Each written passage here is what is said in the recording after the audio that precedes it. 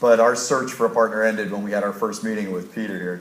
I mean, he came in, as he just said, with a pitch for a game involving drawing and erasing. What are your names and where are you from? My name's Pijai. I'm the technical director. My name is Peter Ong, and we're actually both from an independent studio called DreamRift that's working with Disney to do the 3DS version of bringing Epic Mickey to the home Nintendo console. And the game itself is called Epic Mickey Power of Illusion. I guess the first thing to point out is it's a completely different standalone game than the console games.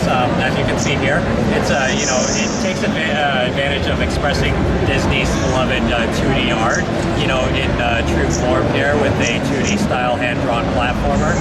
And the story of the game is that it takes place in Wasteland within the Epic Mickey universe, but it also takes place within the Castle of Illusion, which is an old Sega Genesis game from the 1990s that Disney made. And it's one of the best games that Disney has ever made. It looks like a platformer at this point, right?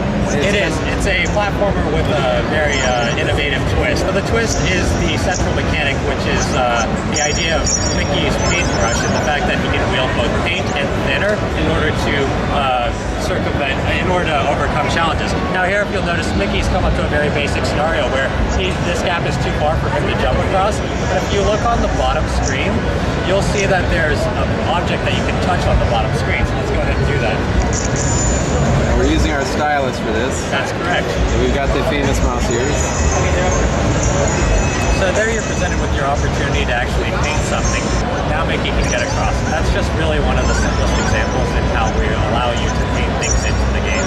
If you'll look here, it looks like Mickey's way is barred and there's no way for him to get through. But once again, if you look again on the bottom screen, you can see that there's an object that looks like it's already been painted in, and if we touch that, now we get the option instead to thin the object, which means you erase it.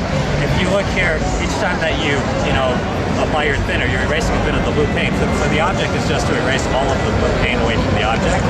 And now we see its effects on the top screen where the object is now removed. If he paints in this object, and try to go slowly, Ryan, you'll see that as you're painting the object, you get graded based on how well you're performing and painting it. See there, he did a perfect job. If he wavers a little bit, the grades get a little worse. It said good, bad there because he was way off.